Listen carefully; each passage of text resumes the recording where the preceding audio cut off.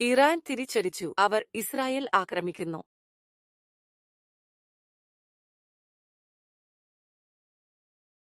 പിന്നെ അമേരിക്കൻ സൈനിക താവളങ്ങളെയും. ഇതിൽ നിന്ന് രാഷ്ട്രങ്ങൾക്ക് എന്താണ് ലഭിക്കുന്നത്? ഇതൊരു വിഭവങ്ങൾക്കോ സുരക്ഷയ്ക്കോ അതോ അധികാരത്തിനോ വേണ്ടിയുള്ള പോരാട്ടമാണോ? ഇത് അമേരിക്ക വെനിസ്വേലയോ അമേരിക്ക ഇറാനോ അഫ്ഗാനിസ്ഥാനോ റഷ്യ ഉക്രൈനോ ഒന്നുമല്ല. അല്ല. നമ്മൾ തെറ്റായ ലേബലുകളിലേക്കാണ് നോക്കുന്നത്. വിഭവങ്ങൾ വെറും ഒരു ഒഴികഴിവ് മാത്രമാണ്. അവർ വിഭവങ്ങൾക്ക് വേണ്ടിയല്ല പോരാടുന്നത്.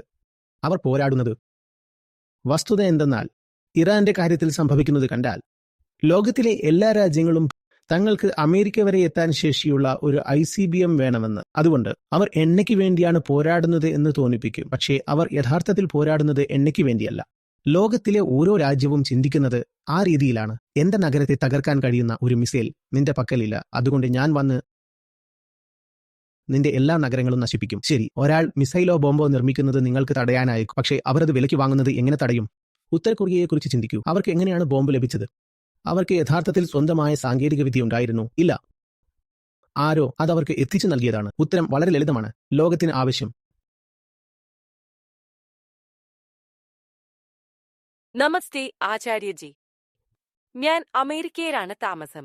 കുറെ കാലമായി അങ്ങയെ കേൾക്കുന്നു. എന്റെ പല ചോദ്യങ്ങൾക്കും അങ്ങ് മുൻപ് മറുപടി നൽകിയിട്ടുണ്ട്. അത് എന്റെ ജീവിതത്തെ വലിയ രീതിയിൽ മെച്ചപ്പെടുത്തി. നിലവിൽ നടക്കുന്ന ഒരു ആഗോള സംഘർഷത്തെക്കുറിച്ചാണ് ഇന്നെനിക്ക് ചോദിക്കാനുള്ളത്. കുറച്ചു ദിവസങ്ങൾക്ക് മുമ്പ് അമേരിക്ക ഇറാനെ ആക്രമിക്കുകയും അവരുടെ പ്രധാന രാഷ്ട്രീയ മത നേതാക്കളിൽ ഒരാളായ ആയത്തുള്ള അലിയെ വധിക്കുകയും ചെയ്തു. ഇദ്ദേഹം ഇറാനിലെ പ്രമുഖനായ ഒരു നേതാവായിരുന്നു. ഇപ്പോൾ ഇറാൻ പിരിച്ചടിക്കുകയും ഇസ്രയേലിനെയും ഗൾഫ് മേഖലയിലെ അമേരിക്കൻ സൈനിക താവളങ്ങളെയും ആക്രമിക്കുകയും ചെയ്യുന്നു. അഫ്ഗാനിസ്ഥാനും പാകിസ്ഥാനും തമ്മിൽ വലിയ സംഘർഷം നിലനിൽക്കുന്ന ഒരു സമയത്താണ് ഇതെല്ലാം സംഭവിക്കുന്നത്. കഴിഞ്ഞ മാസം പാകിസ്ഥാൻ അഫ്ഗാനിസ്ഥാനെ ആക്രമിച്ചു. ഉക്രൈനും റഷ്യയും തമ്മിൽ നേരത്തെ തന്നെ സംഘർഷമുണ്ട്. അതുകൊണ്ട് എന്റെ ചോദ്യം, രാഷ്ട്രങ്ങൾക്ക് ഇതിൽ നിന്ന് എന്താണ് ലഭിക്കുന്നത്?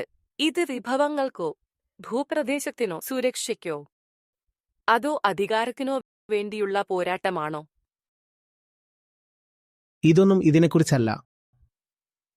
ബോധമുള്ള ഒരു അസ്തിത്വമായി രാഷ്ട്രമെന്ന് വിളിക്കപ്പെടുന്ന ഒന്നില്ല. രാഷ്ട്രമെന്നത് ഒരു തത്വമാണ്. രാഷ്ട്രമെന്നത് ഒരു തത്വമാണ്. അതൊരു ബോധപൂർവമായ തത്വമാകാം, അല്ലെങ്കിൽ അബോധപൂർവമായ തത്വമാകാം. ബോധമുള്ള മനുഷ്യരെ ഒന്നിപ്പിക്കുന്ന വളരെ ഉന്നതമായ ബോധപൂർവമായ തത്വങ്ങളാകേണ്ടവയായിരുന്നു രാഷ്ട്രങ്ങൾ, അല്ലേ? രാഷ്ട്രങ്ങൾ ഭിന്നിപ്പിക്കുന്ന തത്വങ്ങളാകാൻ ഉദ്ദേശിക്കപ്പെട്ടവയായിരുന്നില്ല.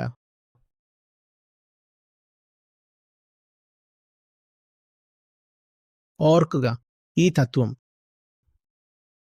സൃഷ്ടിക്കുന്നത് അഹന്തയാണ്. ഈ തത്വങ്ങൾക്ക് സ്വന്തമായി തീരുമാനമെടുക്കാനുള്ള കഴിവില്ല. അഹന്തയ്ക്ക് ഇരുട്ടിൽ കഴിയാനാണ് താൽപ്പര്യമെങ്കിൽ അത് ഇരുട്ടിൽ തുടരാൻ സഹായിക്കുന്ന തത്വങ്ങൾ നിർമ്മിക്കും. ഇവിടെ ഇരിക്കുന്ന ഈ ആളുകൾ 100 പേർ ഇരിക്കുന്നുണ്ടെന്ന് കരുതുക. ഇവിടെ ഈ 100 പേർ ഇരുട്ടിൽ ജീവിക്കാൻ തീരുമാനിച്ചാൽ അതാണ് അഹങ്കാരത്തെ സന്തോഷിപ്പിക്കുന്നത്. അവർ ആക്രമണാത്മകവും ഭിന്നിപ്പിക്കുന്നതും യുദ്ധസ്വഭാവമുള്ളതുമായ ഒരു രാഷ്ട്രത്തിന്റെ ആശയം കൊണ്ടുവരും. മറ്റുള്ളവരെ മാറ്റി നിർത്തുന്ന ഒരു സങ്കല്പം. മറുവശത്ത് ഈ 100 പേർ ബോധമുള്ളവരാണെങ്കിൽ അവർ രാജ്യത്തെക്കുറിച്ച് ബോധപൂർവമായ ഒരു സങ്കല്പം കൊണ്ടുവരും. അത്തരമൊരു രാജ്യം ലോകത്തിന് മുഴുവൻ മംഗളകരമായിരിക്കും. അതുകൊണ്ട് രാജ്യങ്ങളല്ല പൊരുതുന്നത്, അഹന്തകളാണ്. ഇത് അമേരിക്കയും വെനിസ്വേലയും തമ്മിലോ, അമേരിക്കയും ഇറാനും തമ്മിലോ, പാകിസ്ഥാനും അഫ്ഗാനിസ്ഥാനും തമ്മിലോ, ഇസ്രായേലും പാലസ്തീനും തമ്മിലോ, അല്ലെങ്കിൽ റഷ്യയും ഉക്രൈനും തമ്മിലോ ഉള്ള പോരാട്ടമല്ല. നമ്മൾ തെറ്റായ ലേബലുകളിലേക്കാണ് നോക്കുന്നത്. അഹന്തകൾ തമ്മിലാണ് പോരാടുന്നത്. റഷ്യയും ഉക്രൈനും തമ്മിലാണ് യുദ്ധമെന്ന് ചിന്തിക്കുന്നതിൽ ഒരു അപകടമുണ്ട്. അങ്ങനെ ചിന്തിക്കുമ്പോൾ യഥാർത്ഥത്തിൽ യുദ്ധം ചെയ്യുന്ന വ്യക്തി തന്റെ കുറ്റബോധത്തിൽ നിന്ന് മോചിതനാകുന്നു. രാജ്യമെന്ന ഏതോ ഒരു സങ്കല്പമാണ് യുദ്ധം ചെയ്യുന്നതെന്ന് തോന്നും. രാജ്യമല്ല യുദ്ധം ചെയ്യുന്നത്. ലളിതമായി പറഞ്ഞാൽ മനുഷ്യനാണ്. വളരെ പ്രാകൃതമായ കാരണങ്ങൾക്കു വേണ്ടിയാണ് മനുഷ്യർ പൊരുതുന്നത്. ഇതിൽ പരിഷ്കൃതമായ ഒന്നുമില്ല. ഗുഹാമനുഷ്യന്റെയും ശിലായുഗത്തിന്റെയും കാടിന്റെയും കാരണങ്ങളാണിവ. കാരണങ്ങൾ പരിണമിച്ചിട്ടില്ല. നാഗരികതകൾ പരിണമിച്ചു, പക്ഷേ അഹന്ത പരിണമിച്ചിട്ടില്ല, അല്ലേ? പരിണമിക്കുമോ?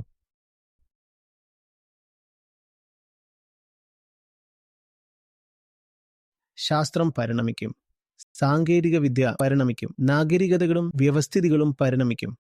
പക്ഷേ അഹന്തയോ? അത് പരിണമിക്കില്ല. കുറഞ്ഞപക്ഷം 2000-ഓ 5000-ഓ വർഷം പോലുള്ള ഒരു ചെറിയ കാലയളവിൽ അത് സംഭവിക്കില്ല. ജൈവികമായ അഹന്തയ്ക്ക് പരിണമിക്കാൻ ഈ സമയം വളരെ ചെറുതാണ്. അതുകൊണ്ട് ആദിമ മനുഷ്യർ പൊരുതിയ അതേ കാരണങ്ങൾക്ക് വേണ്ടിയാണ് നമ്മളും പൊരുതുന്നത്. നിങ്ങൾ വിഭവങ്ങളെക്കുറിച്ച് പറഞ്ഞു. അല്ല, വിഭവങ്ങൾ എന്നത് വെറുമൊരു ഒഴികഴിവ് മാത്രമാണ്. അവർ വിഭവങ്ങൾക്കു വേണ്ടിയല്ല പൊരുതുന്നത്. എങ്ങനെയാണ് ഇത് സ്വത്വത്തിനു വേണ്ടിയുള്ള പോരാട്ടമാകുന്നത്? അഹന്ത പറയുന്നത്, നിങ്ങൾ ഇത് മനസ്സിലാക്കണം. ഞാൻ അപൂർണനാണ് എന്നാണ്. എന്റെ പൂർണ്ണതയ്ക്കായി എനിക്ക് എന്ത് വേണം? ഒരുപാട് വസ്തുക്കൾ വേണം, ഒരുപാട് ഊർജ്ജം വേണം. കാരണം ഊർജ്ജമുണ്ടെങ്കിൽ എനിക്ക് കൂടുതൽ വസ്തുക്കൾ സ്വന്തമാക്കാം. അതുകൊണ്ട് എനിക്ക് എണ്ണയ്ക്ക് വേണ്ടി പോരാടണം. അത് ഇറാഖിലായാലും ഇറാനിലായാലും കുവൈറ്റിലായാലും വെനിസ്വേലയിലായാലും. അതുകൊണ്ട് എനിക്ക് എണ്ണയ്ക്ക് വേണ്ടി പോരാടണം. അത് ഇറാഖിലായാലും ഇറാനിലായാലും കുവൈറ്റിലായാലും വെനിസ്വേലയിലായാലും. അഹന്തയുടെ വസ്തുക്കൾക്കായുള്ള അന്വേഷണമാണത്. കാരണം അഹന്ത സ്വയം കരുതുന്നത് താൻ അടിസ്ഥാനപരമായി അപൂർണനാണെന്നാണ്. സബ്ജക്റ്റ് പറയുന്നത് ഞാൻ അപൂർണനാണ്. എന്നെ നിറയ്ക്കാൻ എനിക്ക് കൂടുതൽ കൂടുതൽ ഓബ്ജക്ട്സ് വേണം എന്നാണ്. അതുകൊണ്ട് അവർ എണ്ണയ്ക്ക് വേണ്ടി പോരാടുകയാണെന്ന് തോന്നും. അവർ സ്വത്വത്തിന് വേണ്ടിയാണ് പൊരുതുന്നത്. ഇത് നിങ്ങൾക്ക് മനസ്സിലാകുന്നുണ്ടോ? അല്ലെങ്കിൽ ഊർജ്ജത്തിന്റെ കാര്യമെടുത്താൽ സൗദി അറേബ്യയേക്കാൾ വലിയ ഊർജ്ജശേഖരം അമേരിക്കയ്ക്കുണ്ട്. ഊർജ്ജത്തിനു വേണ്ടി അവർ ആരെയും ആക്രമിക്കേണ്ടതില്ല.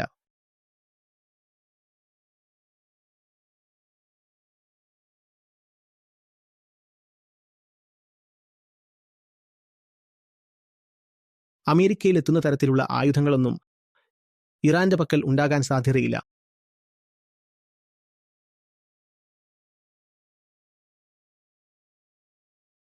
ഒമാന്റെ മധ്യസ്ഥതയിൽ കരാർ രൂപപ്പെട്ടു വരികയായിരുന്നു. അവിടെ പറയുന്നത് ഇറാന് ആണവ വസ്തുക്കൾ ഉൽപ്പാദിപ്പിക്കാം, പക്ഷേ അത് ശേഖരിച്ചു വെക്കരുത് എന്നാണ്. അത് ശേഖരിച്ചു വെക്കാൻ കഴിഞ്ഞില്ലെങ്കിൽ അത് ആയുധമാക്കാൻ കഴിയില്ല.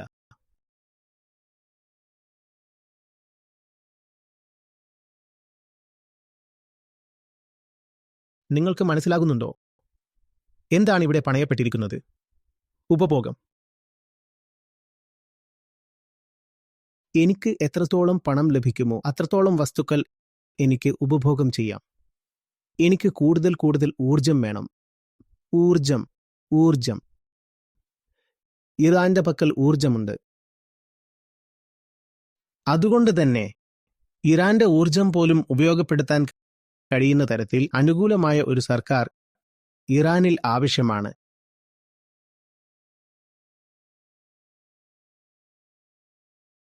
അല്ലെങ്കിൽ ഒരാൾക്ക് എന്തിനാണ്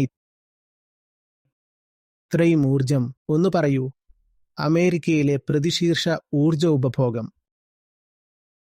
ലോകത്തിലെ ഏറ്റവും ഉയർന്നതാണ്. പിന്നെന്തിനാണ് നിങ്ങൾക്ക് കൂടുതൽ ഊർജം? ഇനി കൂടുതൽ വേണമെന്നുണ്ടെങ്കിൽ തന്നെ സ്വന്തം രാജ്യത്ത് ഊർജ്ജശേഖരമുണ്ട്. പക്ഷേ അതൊന്നും തികയില്ല. ഈ ഗ്രഹത്തിലെ മുഴുവൻ ഊർജ്ജശേഖരവും തികയില്ല. കാരണം അഹന്തയെന്ന അപൂർണതയെ ഒരിക്കലും പരിഹരിക്കാൻ കഴിയില്ല. നിങ്ങൾ പ്രപഞ്ചത്തെ മുഴുവൻ അതിലേക്ക് ഇട്ടുകൊടുത്താലും അത് ശൂന്യമായി തന്നെ തുടരും.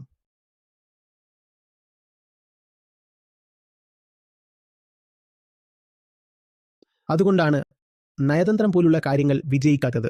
നിങ്ങൾക്ക് വേണ്ടത് നയതന്ത്രമല്ല, നിങ്ങൾക്ക് വേണ്ടത് ജ്ഞാനമാണ്.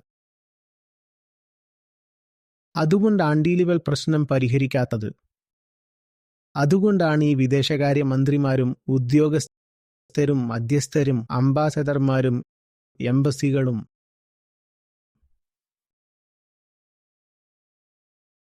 ഇതൊക്കെ വെറും വിനോദങ്ങൾ മാത്രമാകുന്നത്. അവർക്ക് യുദ്ധങ്ങൾ തടയാൻ കഴിയില്ല.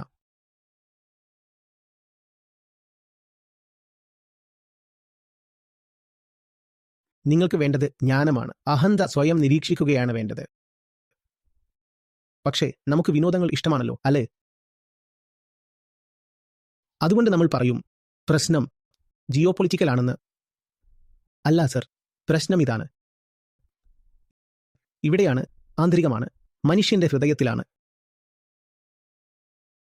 നിങ്ങൾ ഇതിന് വലിയ പേരുകൾ നൽകാൻ ആഗ്രഹിക്കുന്നു. അതുകൊണ്ട് ഒരു പ്രയോജനവുമില്ല. നിങ്ങൾ കാലങ്ങളായി ഇത് ചെയ്യുന്നു. ഇനി ബാക്കിയുള്ളത് ഒരു പൂർണ്ണ ആണവയുദ്ധമാണ്. അതിനുശേഷം സ്വയം വഞ്ചിക്കാൻ ആരും ബാക്കിയുണ്ടാകില്ല. അഹന്തയുടെ നിർദ്ദേശം ഇതാണ്: സ്വയം വഞ്ചിച്ചുകൊണ്ടിരിക്കുക. ഒരു ആണവ ദുരന്തത്തിൽ തകരുന്നതുവരെ അത് നിങ്ങൾ ഒരിക്കലും സത്യത്തെ അഭിമുഖീകരിക്കില്ലെന്ന് ഉറപ്പാക്കും. ജീവിച്ചിരിക്കുന്നിടത്തോളം നിങ്ങൾ സ്വയം കള്ളം പറഞ്ഞുകൊണ്ടിരുന്നു. ആ കള്ളം അങ്ങേയറ്റം എത്തിയപ്പോൾ ഒരു ആണവ വിസ്ഫോടനമുണ്ടായി. നിങ്ങൾ ഇല്ലാതായി. അങ്ങനെ കണ്ണാടിയിൽ നോക്കേണ്ടി വരുന്ന ഭയാനകമായ അവസ്ഥയിൽ നിന്ന് നിങ്ങൾ രക്ഷപ്പെട്ടു. ജീവിതകാലം മുഴുവൻ ഞാൻ എന്നോട് കള്ളം പറഞ്ഞു. പിന്നെ ഞാൻ പൊട്ടിത്തെറിച്ചു. കാരണം മരിക്കുമ്പോൾ പോലും എനിക്കെന്നെ നോക്കേണ്ടി വന്നില്ലല്ലോ.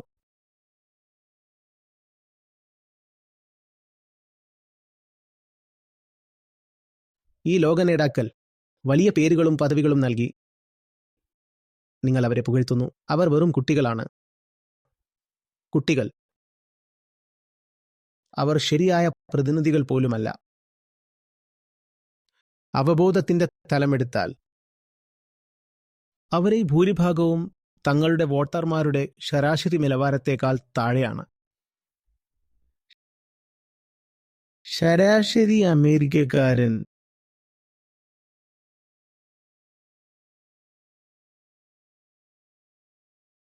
ഇത്രയും മണ്ടനാണെന്ന് ഞാൻ വിശ്വസിക്കുന്നില്ല. അല്ലെങ്കിൽ മറ്റേതെങ്കിലും രാജ്യത്തെ ശരാശരി പൗരനെ നേതാക്കൾ ജനങ്ങളുടെ ശരാശരി നിലവാരത്തെയല്ല പ്രതിനിധീകരിക്കുന്നത്.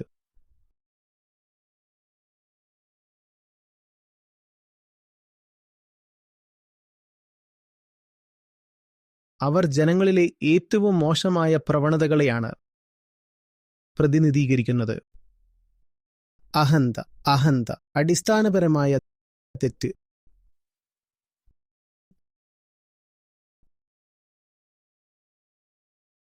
മനുഷ്യൻ ആരാണെന്നതിനെക്കുറിച്ചുള്ള അടിസ്ഥാനപരമായ അറിവില്ലായ്മ. ആന്തരികമായ യുദ്ധം ബാഹ്യമായി വലിയ തോതിൽ നടക്കുന്നു.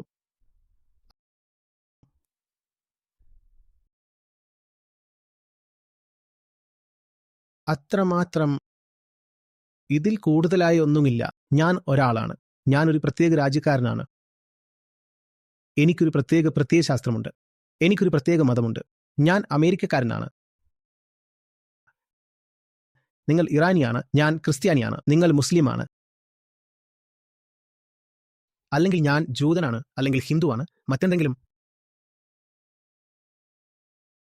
മറ്റൊരാളില്ലെങ്കിൽ എനിക്ക് എങ്ങനെ നിലനിൽക്കാൻ കഴിയും? അതുകൊണ്ട് മറ്റുള്ളവർ ആവശ്യമാണ്. ദ്വൈതത്തിൽ മാത്രമേ അഹന്തയ്ക്ക് പ്രവർത്തിക്കാൻ കഴിയൂ. ദ്വൈതം മാറ്റൂ, അഹന്ത ഇല്ലാതാകും. അതുകൊണ്ടാണ് വേർതിരിവുകളും അതിർത്തിരേഖകളും ആവശ്യമായി വരുന്നത്. അതിരുകളില്ലെങ്കിൽ അഹന്തയ്ക്ക് നിലനിൽപ്പില്ല. അതിര് എന്നാൽ ദ്വൈതം എന്നാണ് അർത്ഥം. ഈ വശത്ത് ഒന്ന് അതിന്റെ വിപരീതമായത് മറ്റേ വശത്ത്. അപ്പോൾ രണ്ട് വശത്തുള്ളവരും അത് ആഘോഷിക്കും. രണ്ട് വശത്തുമുള്ള അഹന്തകൾ ഈ വേർതിരിവിൽ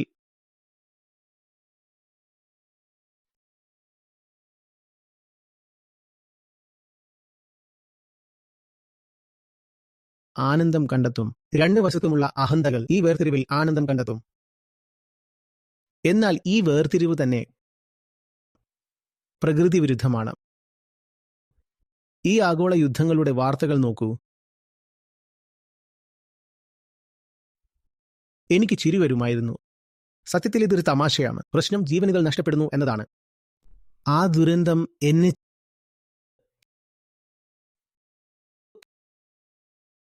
ചിരിക്കുന്നതിൽ നിന്ന് തടയുന്നു. ഇതൊക്കെ തികച്ചും ബാലിശമാണ്. മനസ്സിലാവുന്നുണ്ടോ? ഈ വലിയ ആഖ്യാനങ്ങളിൽ വീണു പോകാതിരിക്കുക. ചൈന ഇത് ചെയ്തു, ജർമ്മനി അത് ചെയ്തു, പിന്നെ വലിയ സാമ്രാജ്യം ഇത് ചെയ്തു. എന്താണ് ഈ വലിയ സാമ്രാജ്യം കൊണ്ട് നിങ്ങൾ ഉദ്ദേശിക്കുന്നത്? എനിക്കതിനെ കാണിച്ചു തരൂ. നിങ്ങൾ ഒരു വ്യക്തിയെക്കുറിച്ചാണ് സംസാരിക്കുന്നത്. മനുഷ്യനെക്കുറിച്ച് എന്തുകൊണ്ട് നിങ്ങൾക്ക് ഇത് നേരിട്ട് പറഞ്ഞുകൂടാ? നിങ്ങളിവിടെ മനുഷ്യന്റെ അഹന്തയെക്കുറിച്ചാണ് സംസാരിക്കുന്നത്. എന്തിനാണ് സങ്കല്പങ്ങൾക്ക് പിന്നിൽ ഒളിക്കുന്നത്? ജിയോപൊളിറ്റിക്സ്, നയതന്ത്രം. ഇതിലൊന്നും പ്രതീക്ഷ വയ്ക്കരുത്.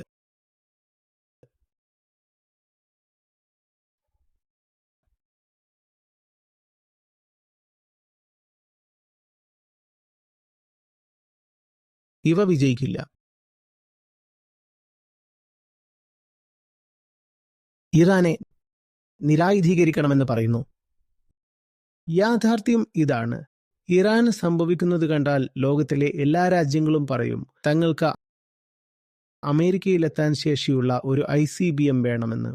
കാരണം തങ്ങളുടെ പ്രസിഡന്റിനെ അമേരിക്ക വധിക്കുന്നത് തടയാനുള്ള ഒരേയൊരു വഴി അതാണെന്ന് അവർ വിചാരിക്കും.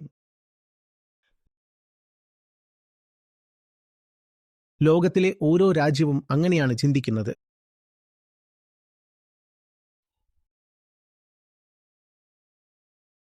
കാരണം ശക്തിയുള്ളവന്റെ നിയമമാണിവിടെ പ്രദർശിപ്പിക്കപ്പെടുന്നത്. നിങ്ങൾക്ക് എന്റെ നഗരം തകർക്കാനാവില്ല.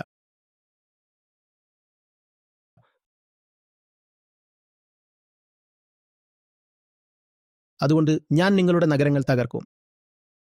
നിങ്ങളുടെ തെറ്റ് നിങ്ങൾക്ക് ആണവമുനയുള്ള ഒരു ICBM അതാണ് നിങ്ങളുടെ കുറ്റം. അപ്പോൾ നിങ്ങൾക്ക് ഊഹിക്കാമല്ലോ, ലോകത്തിലെ മിക്ക രാജ്യങ്ങളിലെയും തന്ത്രപ്രധാനമായ ചിന്താകേന്ദ്രങ്ങളിൽ ഇപ്പോൾ എന്ത് ചിന്തയാകും നടക്കുന്നത് എന്ന്. എങ്ങനെ നമുക്കും ഒരു ആണവ ICBM സ്വന്തമാക്കാം? കാരണം അല്ലെങ്കിൽ നമ്മളും സുരക്ഷിതരല്ല. മറ്റേ വശത്തുള്ള അഹന്ത ഇപ്പോൾ ചിന്തിക്കുന്നത് അങ്ങനെയായിരിക്കും. നിങ്ങൾ ഇറാനെ നിരായുധരാക്കാൻ നോക്കുകയാണോ? എല്ലാ രാജ്യങ്ങളും ഇപ്പോൾ തങ്ങളുടെ പക്കൽ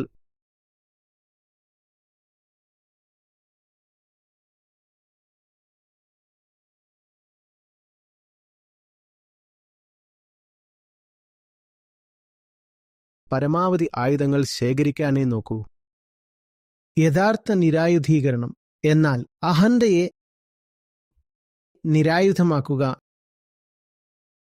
എന്നതാണ്. ശരിയാണ്. ഒരാൾ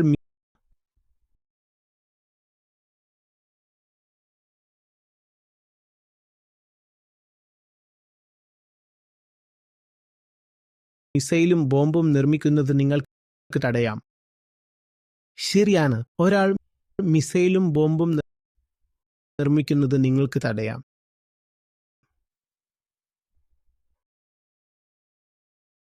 പക്ഷെ അവരത് വാങ്ങുന്നത് എങ്ങനെ തടയും? അവരത് വാടകയ്ക്ക് എടുക്കുന്നത് എങ്ങനെ തടയും? പാകിസ്ഥാൻ അവരുടെ അണുബോംബിനെ ഇസ്ലാമിക് ബോംബ് എന്ന് വിളിക്കുമായിരുന്നു. ഒരു ഘട്ടത്തിൽ അവരുടെ ഉദ്ദേശ്യം ഇതായിരുന്നു: ഞങ്ങളുടെ പക്കൽ പണമില്ല, ഞങ്ങൾ പരാജയപ്പെടുകയാണ്. പക്ഷേ മറ്റേതൊരു ഇസ്ലാമിക രാജ്യത്തിനുമില്ലാത്ത ഒന്ന് ഞങ്ങളുടെ പക്കലുണ്ട്. അതെന്താണ്? അണുബോംബ്. നിങ്ങൾ ഞങ്ങൾക്ക് പണം നൽകൂ, ഞങ്ങൾ നിങ്ങൾക്ക് സുരക്ഷ നൽകാം. നിങ്ങളുടെ പക്കൽ പണമുണ്ട്. ഇസ്ലാമിക ലോകത്തിന്റെ പക്കൽ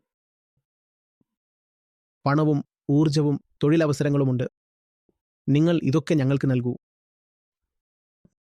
പകരം ഞങ്ങൾ നിങ്ങളെ ഞങ്ങളുടെ ആണവ കുടക്കീഴിൽ സംരക്ഷിക്കാം. അത് പൂർണ്ണമായി നടന്നില്ല, അത് പോട്ടെ. പക്ഷേ അങ്ങനെയൊരു ചിന്ത 90കളിലും ഈ നൂറ്റാണ്ടിന്റെ തുടക്കത്തിലും ഉണ്ടായിരുന്നു. മുഴുവൻ ഇസ്ലാമിക ലോകത്തിനും വേണ്ടിയുള്ള പാകിസ്ഥാൻ ആണവകുട. അതുകൊണ്ട് ഒരു രാജ്യം ബോംബ് നിർമ്മിക്കുന്നത് നിങ്ങൾക്ക് തടയാം. പക്ഷേ അവർ അത് കച്ചവടം ചെയ്യുന്നതോ പാട്ടത്തിന് നൽകുന്നതോ തടയാൻ കഴിയില്ല. തടസ്സങ്ങളെ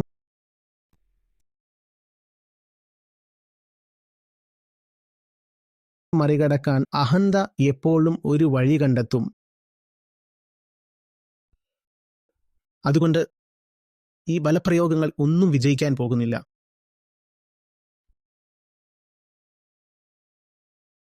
നമ്മളെ തന്നെ ലോകാവസാനത്തിലേക്ക് തള്ളിവിടുകയാണ്. കൊറിയയുടെ കാര്യം ചിന്തിക്കൂ. അവർക്ക് എങ്ങനെ ബോംബ് കിട്ടി? അവർക്ക് സ്വന്തമായി ആ സാങ്കേതിക വിദ്യ ഉണ്ടായിരുന്നോ? ആരോ അവർക്കത് നൽകിയതാണ്. ഇപ്പോൾ അമേരിക്ക അവരെ അത്ര പെട്ടെന്ന് ആക്രമിക്കില്ല. അവരുടെ പക്കൽ ബോംബും മിസൈലുമുണ്ട്.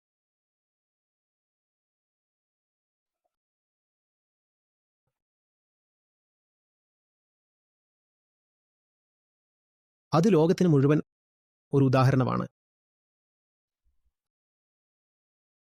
അഹന്ത വ്യാപാരം ചെയ്യുന്നത് അധികാരത്തിലാണ്. എത്ര അധികാരം കിട്ടിയാലും അത് സുരക്ഷിതമാകില്ല. അതുകൊണ്ട് അധികാരത്തിലൂടെയുള്ള ആധിപത്യത്തിനായുള്ള അന്ധമായ അന്വേഷണം തുടരും. അത് അനിവാര്യമായ സംഘർഷങ്ങളിലേക്ക് നയിക്കും. ഇതിൽ നിന്നുള്ള ഏക വഴി അഹന്തയെ തന്നെ ചോദ്യം ചെയ്യുക എന്നതാണ്. പക്ഷേ ഇത് മിക്കവർക്കും അസംബന്ധമായോ അപ്രായോഗികമായോ തോന്നും. ഒരുപക്ഷെ ഇത് അപ്രായോഗികമായിരിക്കാം. പക്ഷേ ഒരു ആണവ യുദ്ധം വളരെ പ്രായോഗികമാണ്. ആ ഭയാനകമായ അവസ്ഥയെ സ്വീകരിക്കാൻ നിങ്ങൾ തയ്യാറാണ്, അല്ലേ? ആണവ യുദ്ധത്തെ സ്വീകരിക്കാൻ നിങ്ങൾ തയ്യാറാണ്. പക്ഷേ ഞാൻ അഹന്തയെക്കുറിച്ച് സംസാരിക്കുമ്പോൾ നിങ്ങൾ അതിനെ വെറുമൊരു സങ്കല്പം എന്ന് വിളിക്കുന്നു. ഇത് പ്രവർത്തിക്കില്ലെങ്കിൽ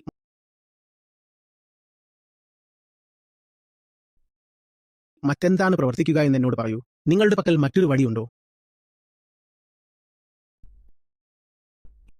ഉത്തരം ലളിതമാണ്. ലോകത്തിന് വേണ്ടത് വിദ്യാഭ്യാസമാണ്. ഈ മനുഷ്യർക്ക് വേണ്ടത്ര വിദ്യാഭ്യാസമില്ല.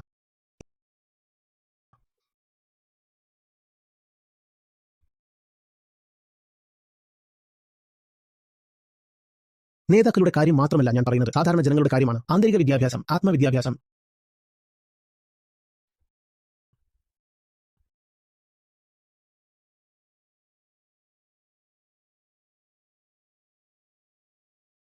ക്ഷമിക്കണം ആചാര്യജി, നിങ്ങളിത് പറഞ്ഞപ്പോൾ എനിക്ക് തോന്നിയ ഒരു കാര്യമാണ്. സാധാരണക്കാരുടെ മരണം, ഗാസയിലെ ആക്രമണങ്ങൾ, ഇതിനെക്കുറിച്ചൊക്കെ കേൾക്കുമ്പോൾ, പ്രത്യേകിച്ച് ഞാൻ താമസിക്കുന്ന ഇവിടെ, ആളുകൾക്ക് നിങ്ങൾ അഹന്തയിലെ വിഷാംശം നീക്കം ചെയ്യുന്നതിനെക്കുറിച്ച് സംസാരിച്ചു.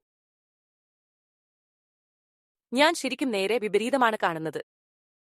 അമേരിക്ക ചെയ്യുന്നത് ശരിയാണെന്നും നമ്മൾ കരുത്തരാണെന്നും അവർ കരുതുന്നു. ഇതിലൂടെ അവർക്ക് വലിയൊരു അഭിമാനമാണ് തോന്നുന്നത്. അമേരിക്കയ്ക്ക് പുറത്താണ് ഇതെല്ലാം സംഭവിക്കുന്നത്. നടക്കുന്ന കാര്യങ്ങളൊന്നും അവരെ ബാധിക്കുന്നില്ല എന്ന മട്ടിലാണവർ. വീണ്ടും വീണ്ടും അഹന്തയുടെ അതേ അന്ധത. അഹന്തയ്ക്ക് വസ്തുക്കളിൽ ഇടപെടാനാണ് ഇഷ്ടം. അത് ഒരിക്കലും തന്നിലേക്ക് നോക്കില്ല. അതുകൊണ്ട് ശരാശരി അമേരിക്കക്കാരൻ ചിന്തിക്കുന്നത് പ്രശ്നങ്ങൾ മറ്റ് രാജ്യങ്ങളിലാണ് എന്നാണ്. ബഹ്റൈൻ, കുവൈറ്റ്, ഒമാൻ, സിറിയ, കാര്യങ്ങൾ നടക്കുന്നത് അവിടെയാണ്. യാഥാർത്ഥ്യം ഇതാണ്. ഇതേ അസ്വസ്ഥത തന്നെയാണ് യുദ്ധത്തിന് അനുമതി നൽകിയ ഓരോ അമേരിക്കക്കാരന്റെ ഉള്ളിലും നടക്കുന്നത്. അസ്വസ്ഥനാകാതെ വിഷയങ്ങൾ അസ്വസ്ഥമാകില്ല. പക്ഷേ കാര്യങ്ങൾ പുറത്താണ് നടക്കുന്നതെന്ന് തോന്നും. അതുകൊണ്ട് ഒരാൾക്ക് ആശ്വാസവും സുരക്ഷിതത്വവും തോന്നും. പക്ഷേ സുരക്ഷിതരല്ല. അവിടെ നിങ്ങൾ കാണുന്ന തീയും പുകയും ആദ്യം നിങ്ങളുടെ സ്വന്തം ആന്തരിക ഗുഹയിലാണ് കത്തിയത്. അത് ഇവിടെ നിന്നാണ് അവിടെ എത്തിയത്. നിങ്ങൾക്ക് സുരക്ഷിതനായിരിക്കാൻ കഴിയില്ല. അത് നിങ്ങളുടെ ദൈനംദിന ജീവിതത്തിൽ പലതരത്തിൽ പ്രത്യക്ഷപ്പെടും. മറ്റുള്ളവർ ബോംബ് വന്ന് മരിക്കും. നിങ്ങൾ നിങ്ങളുടെ സ്വന്തം അഹന്തയുടെ പ്രവൃത്തികൾ കൊണ്ട് മരിക്കും.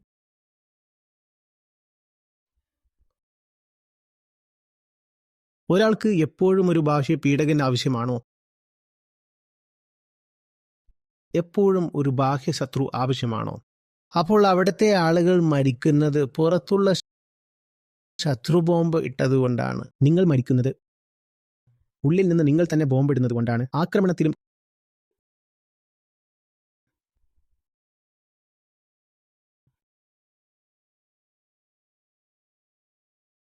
കഷ്ടപ്പാടിലും ജീവിക്കേണ്ടി വരും. നോക്കൂ, ദ്വൈതം നിലനിൽക്കുന്നില്ല. അയൽക്കാരന്റെ വീട് കത്തിച്ചിട്ട് നിങ്ങൾക്ക്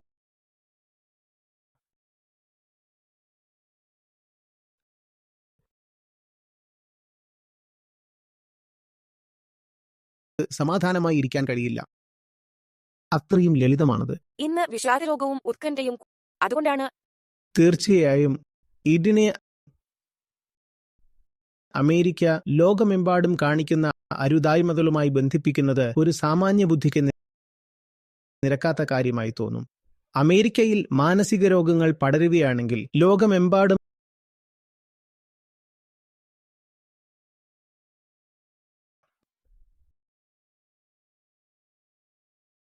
അമേരിക്ക ചെയ്തുകൊണ്ടിരിക്കുന്ന കാര്യങ്ങളുമായി ഇതിന് ബന്ധമുണ്ടെന്ന് തോന്നണമെന്നില്ല, അല്ലേ?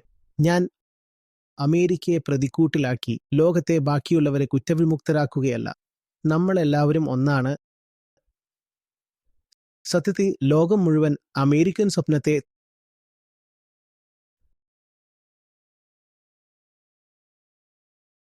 താലോലിക്കുന്നവരാണ്. ലോകം മുഴുവൻ അമേരിക്കയെപ്പോലെ ആകാൻ ആഗ്രഹിക്കുന്നു. വിദ്യാഭ്യാസം, മരുന്ന്,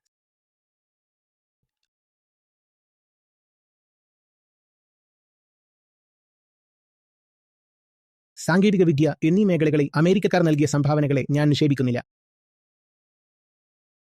പക്ഷേ അഹന്തയുടെ കാര്യം വരുമ്പോൾ അമേരിക്കക്കാരും മറ്റാരെയും പോലെ അന്ധരാണ്. അധികാരം എന്നത്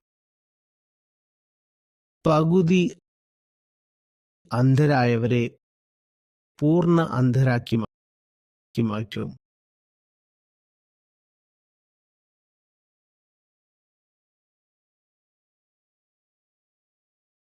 അധികാരം കൈവരുന്ന അഹന്ത സ്വന്തം ഏറ്റവും വലിയ ശത്രുവായി മാറും.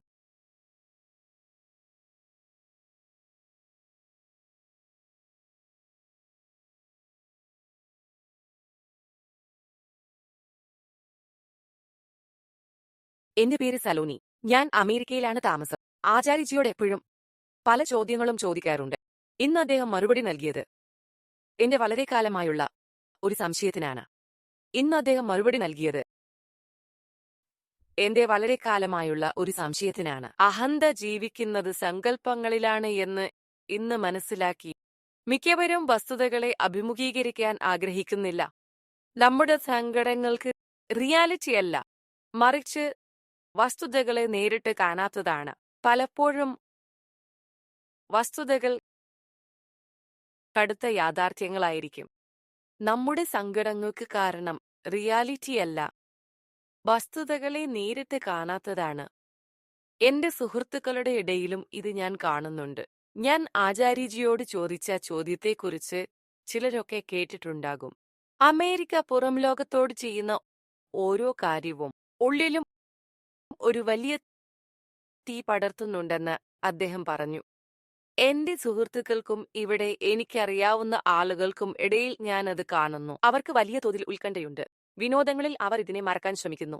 ലോകത്ത് നടക്കുന്ന കാര്യങ്ങളൊന്നും അറിയാൻ അവർക്ക് താൽപ്പര്യമില്ല. പലരും ഈ ലോകത്ത് എന്താണ് സംഭവിക്കുന്നത് എന്ന് മറക്കാൻ ശ്രമിക്കുന്നു. കാലാവസ്ഥാ വ്യതിയാനമോ അസ്തിത്വ ഭീഷണിയോ ഒന്നും അവർക്ക് പ്രശ്നമല്ല. മൃഗങ്ങൾ കൊല്ലപ്പെടുന്നതോ ഒന്നും അവർക്ക് ബാധകമല്ല. തങ്ങളുടെ കുഞ്ഞു ലോകത്ത് ഒതുങ്ങിക്കഴിയാനാണ് അവർക്ക് താൽപ്പര്യം. ഇതൊന്നും അറിയാതിരിക്കാനാണ് അവർ ഇഷ്ടപ്പെടുന്നത്. അഹന്തസങ്കല്പങ്ങളിലാണ് ജീവിക്കുന്നത് എന്ന് ആചാര്യജി പറഞ്ഞത് വളരെ ശരിയാണ്. ഫ്രീ തിങ്കിങ് എന്നത് ഒരു അഹന്തയുടെ പ്രതികരണമാണെന്നും അദ്ദേഹം പറഞ്ഞു. അതിനാൽ ആളുകൾ തങ്ങൾ സ്വതന്ത്ര ചിന്തകരാണെന്ന് കരുതുന്നു. പക്ഷേ അവർ അവരുടെ പ്രവണതകളെയും അഹങ്കാരത്തെയും ആശ്രയിച്ചാണ് പ്രവർത്തിക്കുന്നത്. നിലവിലെ സാഹചര്യത്തിൽ അത് വളരെ ശരിയാണ്. ഓർഗനൈസ്ഡ് റിലീജിയൻ അഹന്തയെ സംരക്ഷിക്കുന്നു എന്നത് എന്നെ ചിന്തിപ്പിച്ച ഒന്നാണ്. എനിക്കിതിനെക്കുറിച്ച് ഒരുപാട് പറയാനുണ്ട്, എങ്കിലും അത് ദീർഘിപ്പിക്കുന്നില്ല. പക്ഷെ ഇതെല്ലാം എന്നെ ഒന്ന് ചിന്തിപ്പിച്ചു. ഓർഗനൈസ്ഡ് റിലീജിയൻ എപ്പോഴും ചെയ്യുന്ന കാര്യങ്ങളെക്കുറിച്ചാണ് സംസാരിക്കുന്നത്, ചെയ്യുന്ന വ്യക്തിയെയല്ല. ഇന്ന് നമ്മൾ നേരിടുന്ന പ്രധാന പ്രശ്നങ്ങളിലൊന്ന് ഇതാണ്. വസ്തുതകളെക്കുറിച്ച് സംസാരിക്കുമ്പോൾ ആളുകൾ എപ്പോഴും മതത്തെയോ വിശ്വാസത്തെയോ ആണ് കൂട്ടുപിടിക്കുന്നത്. കൂട്ടുകാരെ, എനിക്ക് പറയാനുള്ളത് ഗീതാ കമ്മ്യൂണിറ്റിയിലുള്ളത് ലോകത്ത് എന്താണ് നടക്കുന്നതെന്ന് മനസ്സിലാക്കാൻ എന്നെ സഹായിച്ചു എന്നാണ്. വേറെ ഒരു പരിഹാരവുമില്ല. നമ്മൾ സമൂഹത്തെ വികസിപ്പിക്കേണ്ടതുണ്ട്. കൂടുതൽ ആളുകളെ ഇതിലേക്ക് കൊണ്ടുവരണം. കമ്മ്യൂണിറ്റിക്ക് പുറത്തുള്ള ആളുകൾ ഇക്കാലത്ത് തികച്ചും സംവേദനക്ഷമതയില്ലാത്തവരാണ്. ആചാര്യജിയുടെ അറിവുകളല്ലാതെ ഈ ലോകത്തെ രക്ഷിക്കാൻ മറ്റൊന്നിനും കഴിയില്ല എന്ന് ഞാൻ വിശ്വസിക്കുന്നു. എനിക്കിതിൽ കൂടുതൽ ഊന്നൽ നൽകാൻ കഴിയില്ല. കൂടുതൽ ആളുകളെ ഈ കമ്മ്യൂണിറ്റിയിലേക്ക് എത്തിക്കേണ്ടതുണ്ട്. ആചാര്യജിയുടെ ദർശനങ്ങളുമായി എല്ലാവരെയും ബന്ധിപ്പിക്കണം. ഇന്നെനിക്ക് അത്രേ പറയാനുള്ളൂ. നന്ദി.